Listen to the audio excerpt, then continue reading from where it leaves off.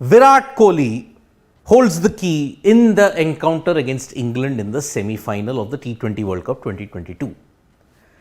1.4 billion Indians and a million other cricket viewers will already testify to the fact that Virat Kohli makes or breaks India's result when it comes to the clash against England. But lately, in the past couple of months, there has been a stat floating around that Virat Kohli really struggles in World Cup knockout matches. World Cups or ICC knockouts, I am saying T20 World Cup, Champions Trophy and the World Cup, the 50 over World Cup. How true is that?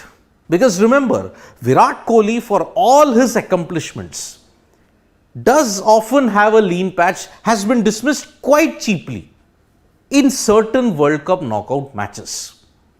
But is the stat totally true? Perhaps if you look at a particular sample size, it may be. But if you look at the whole sample size, it's not true at all. Virat Kohli, when it comes to World Cup knockouts, be it in ODIs or T20Is, has a different perspective altogether.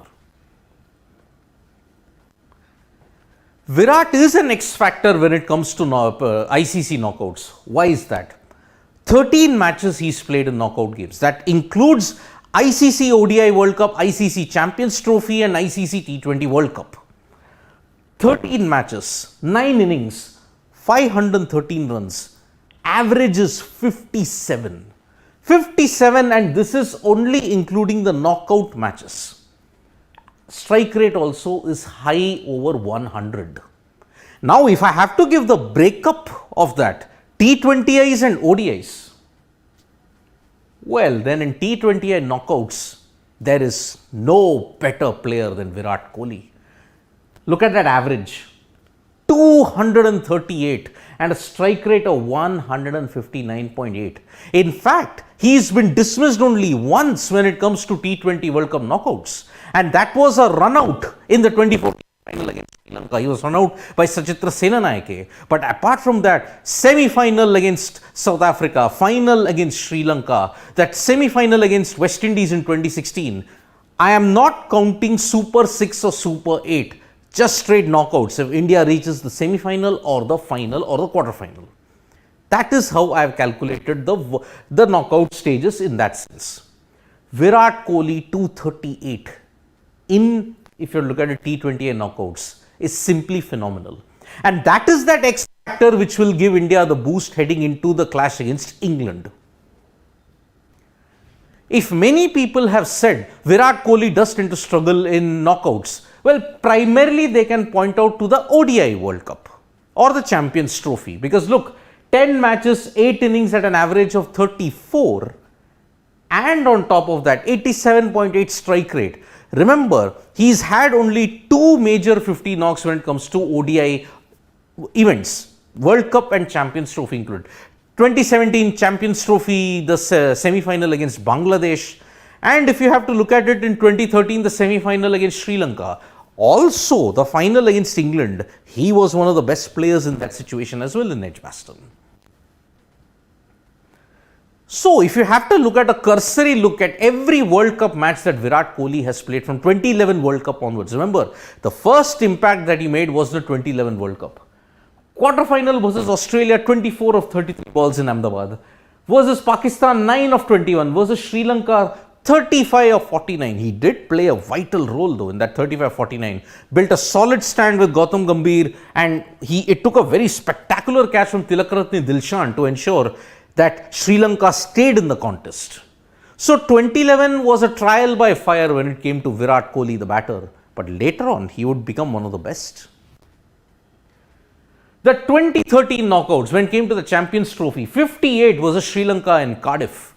But that final against England, 43 of 34, 20 over game reduced in Edgbaston, that was a real clincher. Had it not been for this cameo, India would have struggled to reach even 130. So, credit to Virat Kohli that he helped them play a big role in winning that 2013 Champions Trophy. The 2014 knockouts versus South Africa, he produced a phenomenal display, 72 of 44.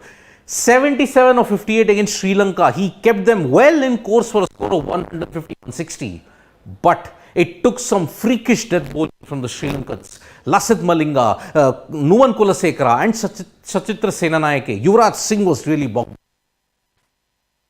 They were 15 to 20 runs short. But Kohli, when it came to impact, was phenomenal. Perhaps this is the starting point of Virat Kohli and his criticism of not performing well in the knockout games. 3 of 8 in the quarterfinal against Bangladesh in Melbourne, where he got out by Rubel Hussain. Semi-final versus Australia, 1 of 13. He top-edged Mitchell Johnson's pull, and that is why when that catch was taken, a billion hearts sank at the Sydney Cricket Ground. So, this is the starting point of the criticism. Perhaps when it comes to the ODI knockouts, he doesn't do well. Once again, when you look at a T20 World Cup knockout, 89 of 47 against the West Indies. Remember, 2016, that golden year where he averaged 106, 973 in IPL, he was in the middle of that golden period. And so, that is the reason in knockouts why Virat Kohli has an average of 238, dismissed only once. But India lost that game primarily because of those 2 no balls that Ravichandran Ashwin and Hardik Pandya bowled. And West Indies were playing a brand of cricket that was inspiring. 2017, the Champions Trophy, top heavy, Shikhar Dhawan, Rohit Sharma and Virat Kohli scoring the bulk of runs. Virat responded with 96 out of 78 balls in the semi-final against Bangladesh. But in the final against Pakistan, 5 of 9. He was dropped by Azhar Ali of Mohammad Amir. But in the very next ball, he got a leading edge where Shadab Khan took the catch at point, and India's hopes of securing back-to-back Champions trophies suffered a jolt. In that 2019 World Cup semi-final, the entire top order capitulated. Kohli was LBW for yet again 1 run. This time LBW to Trent Bolt at Old Trafford. So, 2015, if you have to look at the semi-final and the quarter-final, semi-final and the semi-final of 2019, yes, Kohli has struggled, just 5 runs in 3 matches at an average of 1.6. That is a cause of concern, but that's an ODI format. In T20Is, 238, strike rate of 159.8. So, the criticism is kind of true but misplaced, simply because Virat Kohli, when it comes to the World Cup knockouts and Champions Trophy knockouts, has endured mixed success. In ODIs, yes, he has kind of struggled, but T20Is, there's no doubting it. And this trend will continue for Virat Kohli in the T20 World Cup when India play England in the semi-final. Why is that? Because Virat Kohli is playing in Adelaide. It's a venue that Kohli has got extremely great memories of.